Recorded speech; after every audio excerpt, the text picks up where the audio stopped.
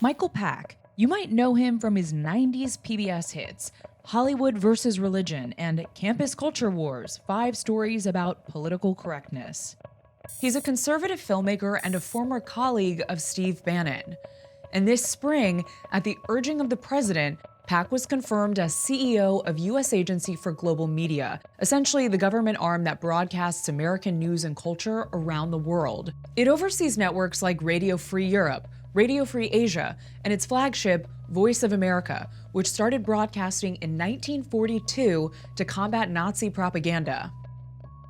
I want to say that I think the whole agency rests on the belief that the reporters are independent, that no political influence is telling them how to report the news and what to say. Pack is now just a month into the job, but a string of firings has left lawmakers wondering, is Pack turning the Voice of America into the voice of Trump?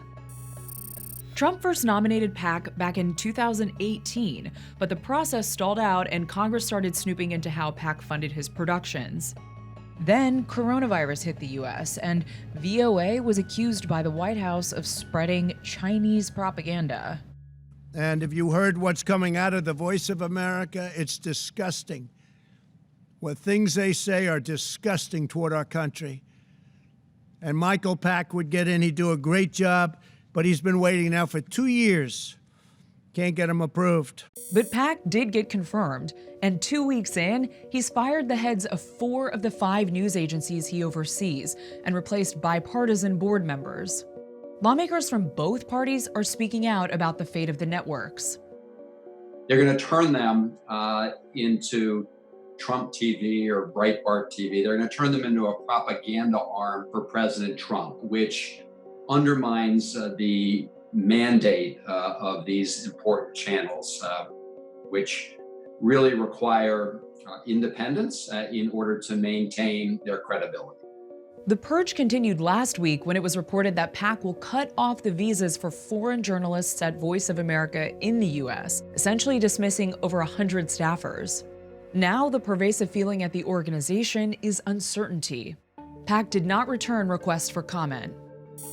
We're in a war of ideas, and our adversaries like China have ramped up their information and misinformation efforts and their propaganda efforts, and we need to get our values out there as aggressively as we can. And what values will be projected to Voice of America's 280 million viewers? I lived many of my early years overseas. I remember the Voice of America being a very trusted source.